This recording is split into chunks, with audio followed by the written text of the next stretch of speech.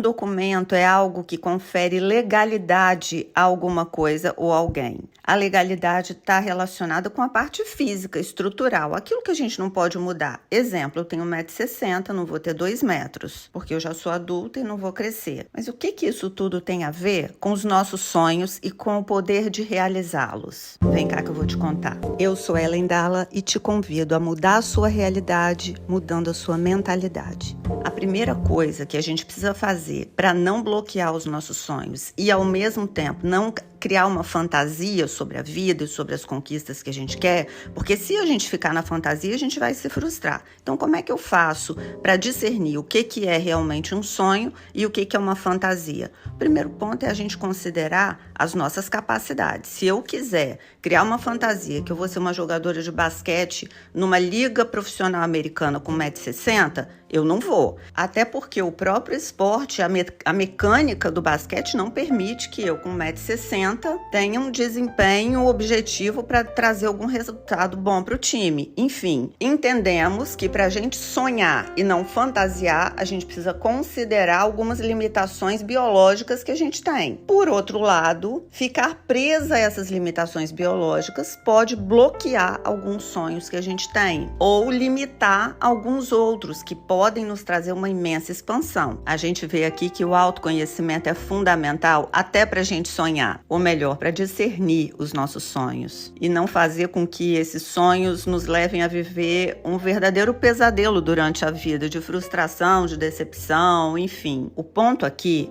é que a fantasia ela sempre vai estar baseada em uma imagem distorcida do nosso eu, ou seja, numa idealização. Eu crio um ideal para mim daquilo que eu acho que eu deveria ser, sem considerar algumas limitações, algumas características fundamentais. E essa idealização me leva a viver na tal da síndrome do deveria.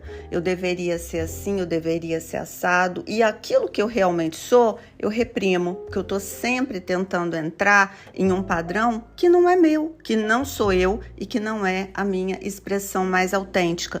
Então eu sonho com base naquilo que eu deveria ser, e isso aí é uma distorção que cria uma fantasia. Isso aí nos traz problemas. Então o tamanho do nosso sonho precisa estar ligado ao tamanho daquilo que a gente realmente é, fora as idealizações. Então não é para a gente ter medo do tamanho dos nossos sonhos, mas o primeiro passo é a gente cair na real, quer dizer, se desfazer das fantasias. Por isso que a desilusão, ela não é ruim. A desilusão é o primeiro passo para trazer a gente para a realidade. Ao lidarmos com a nossa real identidade, quer dizer, desfazendo as ilusões que a gente criou sobre a gente, aí sim, a gente pode entender quais são os nossos potenciais, o que nos limita ainda, que a gente precisa desenvolver capacidades, aí a gente encaixa. Qual é o meu cenário que eu quero viver? Qual o cenário ideal para mim? Quando eu olho para daqui a 5 anos, qual o cenário, qual o tamanho dessa minha realidade? Onde que eu estaria vivendo se nada me limitasse? O que eu faria agora se eu não tivesse medo? E até que ponto eu estou permitindo que esse medo conduza a minha vida ou balize as minhas atitudes? Sabe qual é o pior aspecto da gente viver numa idealização e numa fantasia? É porque essa atitude nos leva para o comodismo, sabe por quê? Como eu nunca vou ser aquilo que eu idealizo, porque é um padrão inatingível para mim, eu nunca vou ter 2 metros, então eu não preciso fazer nada para me tornar melhor com 1,60 m.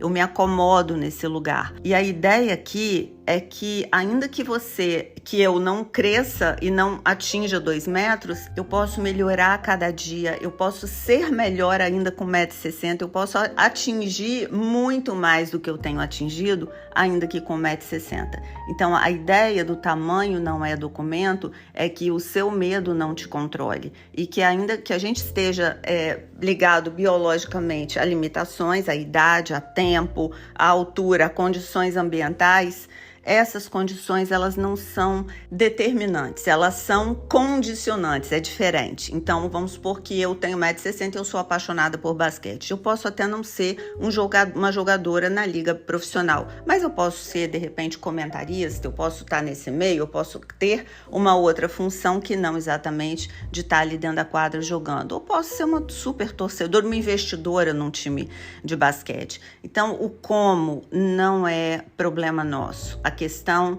é a gente não limitar os nossos sonhos, mas também não viver de idealizações. Não tenha medo do tamanho dos seus sonhos. Fica só muito atento, atenta, ligada nas suas idealizações, porque elas são as distorções dos seus sonhos. Elas sim podem te paralisar, elas sim podem te frustrar. Pode ter certeza que a sua configuração, tanto biológica quanto física, quanto psicológica, ela vai te proporcionar o melhor desempenho dentro daquilo que você deseja, que você sonha. Sabe por quê? Eu acredito muito na vida. Você não acredita, não? Eu acho que a gente veio com todos os recursos que nos possibilitam atingir o nosso máximo potencial.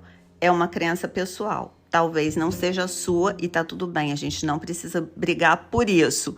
Mas pensa nisso, só te convido, pensa nisso e discerne. Será que você está realmente vivendo sonhos grandes ou fantasias?